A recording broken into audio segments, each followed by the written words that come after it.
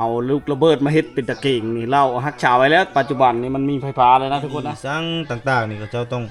เฮ็ดเราหายนี่ไว้ อีเมชานะป้าเมเราพี่น้องสวัสดี เพราะว่ามีผู้ใหญ่ใจดีหรือว่าผู้ใหญ่ใจบุญทางผู้ใหญ่ USA ผมเรียกว่าเพิ่น ใจหลายเด้อที่ฝากเงินมาให้นะขอให้อายเพิ่นมีสุขภาพแข็งแรงเด้อสาธุ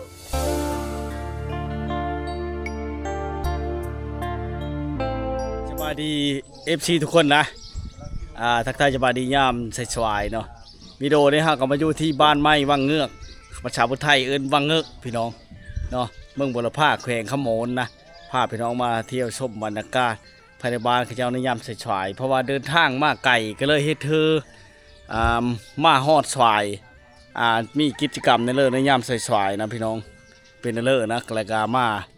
เยี่ยมยามถามข่าวนำทีมงานมีนางเอกทางช่องวิธีลาวเนาะงามพี่น้องได้เห็นเนาะ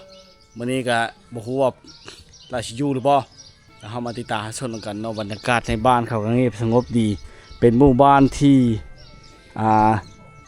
มีได้ไฟฟ้าหลายพี่น้องเนาะได้ไฟฟ้าแล้วเนาะเป็นหมู่บ้านชนเผ่ารู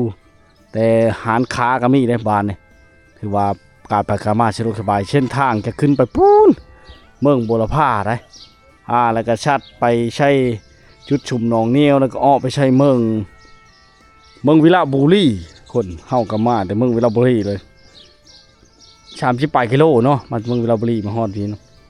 ฮอดบ้านไม้วังเงอะเนาะเป็นหมู่บ้านที่มีต้นพร้าวนะทุกคนนะต้นพร้าวหลายเลยชนบทที่ห้างไก่ซอกลีกวันนี้ก็ได้มาเยือนมาเยี่ยมถามข่าวเนาะเฮือนชาตินั้นแปลเขาเจ้ากับแบบเรียบง่ายดั้งเดิมแอมด้วยแป้นเนาะแต่กะที่บ้านธนะคือว่าคล้ายๆแด้เลยพี่น้องเฮ็ดนี่เนาะนะเพราะว่ามันมีห้านขาที่ใหญ่ทุกคนเฮาได้มาเที่ยวชมหมู่บ้านนี่เนาะมาได้สาวๆพอจะเห็นกองป๊บเลยทุกคนเขาเอ็ดไปเลยนะแม่นมะม่วงนะพูโอ้แม่นมะม่วงพี่น้องเลยยามนี้มะม่วงกำลังเริ่มสุกนะทุกคนนะเจ้าก็แม่นมะม่วงมะม่วงเลยเริ่มสุกแล้วมะม่วงกระชอยเนาะ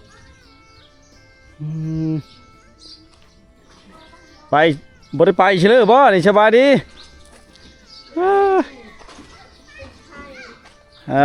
บ่ได้ขึ้นให้อยู่ในฆ่าลูกบ่เล่าลูกกินนมทุกคนเนาะนี่แหละบรรยากาศเงียบสงบในบ้านในเข้ามาบ่ได้ยินเสียงเพลงเสียงล่ำนะถ้าบ่มีงานดองหรืองานระพึบอย่างต่างๆงานบุญนะจะบ่ค่อยได้ยินเนาะเย็นสมอยเงียบสงบดีเนี่ยชมบรรยากาศภายในบ้านโอ้ต้นโมงใหญ่ขนาดทุกคนวันนี้ก็ได้มะม่วงกินนะฮะมาขึ้นคลองคอโอ้ข้างลายพี่น้อง ไปแล้วนี่จะเป็นเส้นทางผ้ากลางบ้านเขาเจ้านะหมู่บ้านนี่มีหลายหลังคาเลยเนาะยังบ่เห็นชาวบ้านเขาเจ้าก็อยากถามอยู่ว่าหลังคามีหลายหลังบ่เนาะพี่น้องในเบื้องนี้หลายเลยเฮือนที่มุ่งด้วยแปลงก็ยังมีอยู่นะพี่น้องเนาะเฮือนบู่ห่านเก่าแก่นะและทีมงานเฮาขึ้นก่อนแล้วพี่น้องอันบ่ฮู้ว่าเล่าเอ็ดเพียงรู้นะเดี๋ยวเฮาขึ้นไปติดตามชมกันเนาะไปพี่น้องต้นเผากำลังดกมะพร้าวนะทุกคนหน้าบ้านเฮิร์นผู้สาวเนาะขึ้นไปแล้วก็เลยทุกคนเนาะบ่อนน้ำกินกับเจ้าเลยพี่น้องว่ามีคุบูห่านได้เลยคุอันโยมที่เฮ็ดจากเช็ดตรงข้ามตะกี้ใช้กระตุกน้ำดื่มน้ำกินของผู้สาวเบิ่งแล้วลองอย่างงูเนาะอย่างงูยาปูเตะเบื้องเดียวอ่ะ บายดีผู้สาว สวัสดี บายดี น้องอลิศ ยังหมดเราไปสบายป่ะเนี่ย รักผมว่าไม้เตะตาครับคือบอลเตะเนาะไม้กันเนาะเตะกับตัวตาโลด เขาฟันนะเขาฟันแล้วมันโดดใจ นั่นดูลายเพิ่น ฟันไม้เตะตาแล้วโดดใส่จังโดดใส่คือนี่ มองแบบปุ๊บมันติดนี่ จะไปเฮ็ดเวียจะละฝันเฮ็ดเวียอยู่ให้เนี่ยบ่ โอ้แล้วตีตับสตานี่ตีแต่ตาบ่บอดเนาะ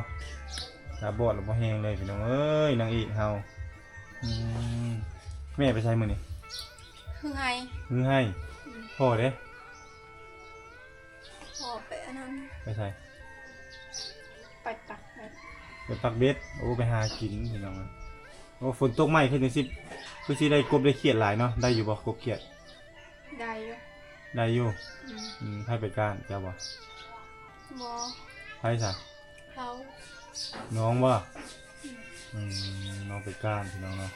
นี่ สาวงามบ้านป้ามามื้อนี้เปลี่ยนลุคเด้อพี่น้องเอ้ย ไป เนาะ ดองแล้วไม่ได้เปลี่ยน ไปดองเอาไปดองที่ไสซะ ดองบ้านเมืองเนี่ย โอ้มื้อใดน่ะมื้อวานนี้ อืม โอ้มาจากโมง หึ มอง มา10โมง อืม โอ้ไปกับไผไปดอง ไปกับโมง โอ้มีหมู่ไปเนาะไปขายเบียร์บ่ บอไปเบิ่งใจสาว ไปเบิ่งเจ้าสาว โอ้ยเนาะเสียดายเนาะเสียดายแต่เฮาบ่ได้อยู่เนาะพระเจ้าแห่บ่พระเจ้าแห่มาพระเจ้าสาวน่ะ กลางคืน แห่กลางคืน ไปกลางคืน เออ เพื่อนกับปลูกแคทแต่เขาไม่ได้ปลูก บ่ได้ผูกซ้ำ อืม ไปเมื่อคืนนี้โลดเอามื้อนี้ได้ซะมื้อนี้เขาเจ้าผูกว่ะ บูฮูน้ำข้าวนะครับปลูกแต่ โอ้น่าเสียดายเนาะ อยากเขาเมื่อเลยนะ เมื่อแล้ว 10 โมงเนี่ยอยาก แต่ เขาเมื่อเลย แต่เมื่อไส ดูนั่น บ้านหยัง บ้านนักกีฬา บ้านนักที่ร้าน แต่เป็นร้าน บ้านนาเพียงหลาน หน้าเพิ่นล้าน หน้าเพียงหลานเนาะ หน้า ทำ เพิ่ กระ น ต่อ ล้าน นี่เด้ ไปทางกระโตะนี่ฮู้แล้วบรรดาเพียงหลาน บ้านสุภาพบุไทยบอกคนสิว่าพาเจ้าลัดมานั่นแหละแต่บ่ได้ลัดก็เลยว่าบ่ได้มาเนาะเอาจับกล้องให้แน่เอาต้องขอโทษขออภัยเด้อปกติก็บ่อยากถ่ายน้องแบบนี้ดอกเพราะว่าน้องเพิ่นมาหากันมาแต่อันนั้นเพิ่นว่าบ่มีสิ้นนุ่งว่าสิ้นไปใส่สิ้นน่ะฮะ เช่นมันบริษัท สิ้นบ่ได้ซัก ตกที่ดิน ตกขี้ดินนี่เอานั่งดีๆแหละนั่งแบบนี้ให้จบๆงาม นี่ก็ได้ ๆนุ่งอันนี้เลยไปอันนั้นเลยฮะเอาพี่ยา ไปนุ่งตัวใหม่มานุ่งตัวงามๆเด้อลิดเด้อเอางามไปละ ไปแล้ว โอเคป่ะฮะเนาะสำหรับคลิปวิดีโอนี้ก็เดินทางมาตั้งใจเดินทางมาหาน้องสาวคนนี้เนาะก็คือน้องอลิศสาวงามบ้านป้าคือเก่าพี่น้องหลังจากที่ประตุกเดินทางมาแต่ท้ายคลิปทางภาคเหนือเนาะก็คือผู้ละโซนห้วยแห่เราพี่น้องเลยก็ไปลุยกับพ่อแตะ2 คนเนาะหลังจากนั้นก็ประตุกก็ได้ย้อนกลับคืนมาอีกเพื่อจะนำเงินมามอบให้น้องอลิศเพิ่นเนาะเพราะว่ามีผู้ใหญ่ใจดีหรือว่าผู้ใหญ่ใจบุญทางผู้ละ USA เพิ่นว่าเพิ่นแชทหาอยู่บ่เพิ่นได้แชทอยู่บ่ เสร็จนี่ เพิ่นว่าจังไดเพิ่นว่าจังได โตแล้ว โทรบ่เพิ่นว่าอ้ายเอาเงินมาให้แล้วบ่สิบ่เพิ่นได้ถามบ่ถามเนาะฮะเพิ่นได้ถามบ่ ทานแล้วก็ ถามว่าไอ้ตุ๊กเอาเงินมาให้แล้วบ่บ่ตุ๊กเอาเงินมาให้แล้วบ่สิบ่ อ๋อเราเช็ดไปตอนนั้นนะทีนี้เรา แต่ดุนๆแล้วยาวนี่ถือว่าอ้ายกับไปหลายบ่หลายที่เนาะก็เลยว่าบ่มีเวลามาเพราะว่าไปหาถ่ายคลิปหลายๆก่อนเนาะแล้วจังขาสิกลับเมื่อจังย้อนกลับมาหาน้องเพิ่น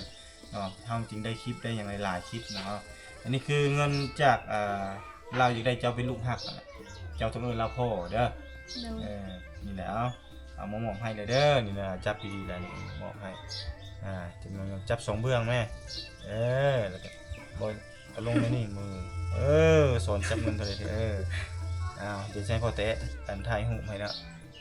1 2 3โอเคนี่อันนี้จำนวนเงินนี้1 ล้านกีบนับมึงดูนี่ครบอยู่บ่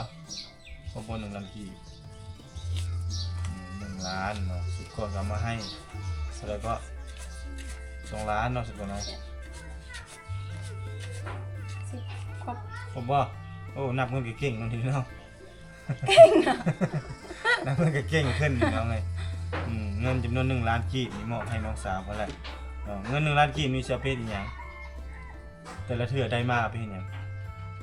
นี่ยังซื้อน้ำมัน ซื้อน้ำมัน เดี๋ยว น้ำมันไปใส่ มันไปหาย น้ำมันไปให้ได้มาก็ซื้อน้ำมันไปให้ เลิกเซาเขาเนี่ยเลิกไซส์เลยที่ครีมหรือว่าเป็นสบู่ของเวียดของเนี่ย เลิกแล้ว นั่นแหละบ่ได้ไซส์เลยที่ บอ เดี๋ยวนี้ไซส์หยังเดี๋ยวนี้ ถ้าพรกันแดด ทาพรกันแดดมันสิมีอันอีหยังก็ว่าที่มันเป็นนุ่มๆบำรุงผิวหน้ากลางคืนน่ะเด้เป็นว่านทางจระเข้มันยังก็ได้เด้แบบทากลางคืนน่ะนะเป็นน้ำมันน่ะบีบใส่น่ะหน้าจะต้องบำรุงต้องรักษาคันเฮาไซส์ตัวนี้มันสิคันจะอย่าไซส์เลยครีมเวียดน่ะเด้อบ่ต้องไซส์เลยเด้อ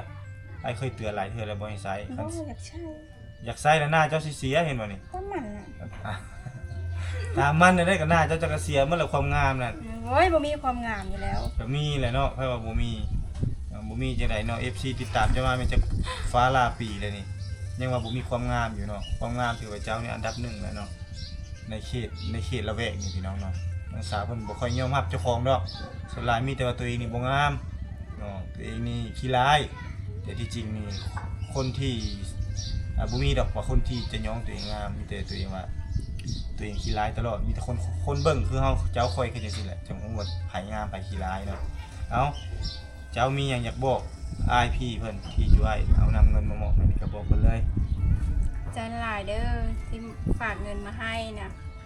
ขอให้อายเพิ่นมีสุขภาพแข็งแรงเด้อสาธุพอได้สำนีนะ อะไรสำนี้เนาะ บ่ค่อยเป็น เอาค่อยเป็นเนาะ เด้อ สำนี้ก็เก่งแล้วพี่น้องเนาะถือว่าเก่งแล้วถือว่าเงินเนี่ยเอาหักเก็บไว้เงินนี่ก็รักษาไว้เอาดีให้พ่อแต่ถ่ายผมก่อนพ่อแต่ถ่ายผมเลยเด้อก ระหยังพี่น้องโอ้ผู้รสชาติในชาวลิศอีเมชานะป้าเมเราพี่น้องชาญกระหยังบักงามๆนึงเด้อตีอยู่มันนี่ตีนไม้จากป่าดงเนาะเอามาจากธรรมชาติมีแต่ธรรมชาติเหมือนเราเอ็ดนี่พี่น้องหวายเนาะทักด้วยหวายนี่ก็ไม้ปองไม้อะพี่น้องนะนี่ตัวนี้ตัวที่ย่างฆ่าแล้วถือว่าน้ำใสไปได้อู้พี่น้องช่างอันนี้โอ้ตะเกียงพี่น้องทำจากลูกระเบิดได้ในปีอายุ3 ปีพี่น้องบอมบี้หรือจากประเทศอเมริกาเขาเจ้าไปเฮ็ดตะเกียงนี่ตะเกียงนี่โอ้ทางในนี่มันเป่าเลยนะโอ้ก็เพิ่งเคยเห็นครั้งทำอิฐเลยทุกคนไผเคยท่านเนาะตะกี้ก็เคยเห็นอยู่นี่เฮิ่นปลาเฮิ่นลุงข้าพเจ้าเนาะ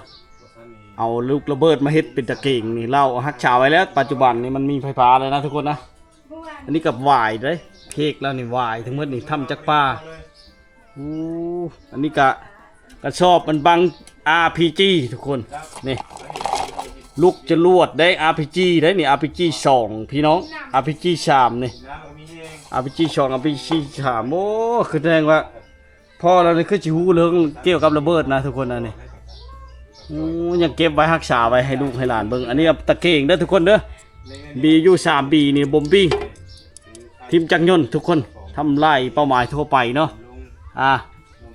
แตกชีเลิกตายหมดนะ โอ้พี่น้องอันนี้คือเราให้ย่ำมีเฮิรนบุญหรือเฮิรนละปืบหรือว่าเฮิรนคนเชียร์อย่างเขาเจ้าไปน้ำใสนี่เฮ็ดฮีดพี่น้องป้าบ่ได้เราให้นี่เขาเจ้าจะเฮ็ดไว้ตลอดเด้อนี่ไข่เบิ่งก็ได้ติน่ะ ไข่บ่ได้เด้ ฮะ เอาไว้ไข่เด้ ปืดเบิ่งอะไรบ่ได้บ่ บ่ได้เด้ ได้ โอ้ตัวเฮ็ดไม้น่ะพกไว้เนาะแม่นหมดเด้พี่น้อง จะได้อายมันตัวๆใส่หน้าเลยจะได้ ป้าบ่ได้เด้เราให้เพิ่นเคยกินเนาะ เอาเลยไว้ไข่ ตามประเพณีของเขาเจ้ามีทุกเฮิรนเลยทุกคนประเพณีสังต่างๆนี่เขาเจ้าต้องเฮ็ดเหล้าไหนี่ไว้เนาะตัวอย่างว่ามีงานดองเนาะอยู่บ้านนั้นบ้านนี้หรือว่าเฮือนนั้นเฮือนนี้ญาติพี่น้องเขาเจ้าก็จะใช้เหล้าไหนี่แหละเนาะเป็นการไปช่วยในงานเนาะมีทั้งเหล้าไหมีทั้งเงินเด้เนาะบางคนบ่มีเหล้าไหก็เอาเหล้าขาวแต่หลักๆที่เป็นประเพณีของชนเผ่าบรูแท้ๆก็คือเหล้าไหพี่น้องเนาะเขาจะมีเหล้าไหนึงบ่ว่าจะเป็นไหน้อยไหใหญ่ยิงตามถ้าสมมุติว่าแค่ทางไกลๆแน่ห่างๆแน่ก็สิเป็นไหน้อยก็ได้ไหซ้ำนี้ก็ได้ถ้าว่าเป็นเค้กแบบไก่ซิดติดแท้ๆก็จะเป็นเหล้าไหกูนกระเทียมใหญ่ๆนั่นเลยพี่น้องเนาะกินหมดมือหมดคืนก็บ่หมดบ่จืดจักเทื่อ นี่พี่น้องเอ้ยคนกินคนเมามากินมาเมานี่เนาะ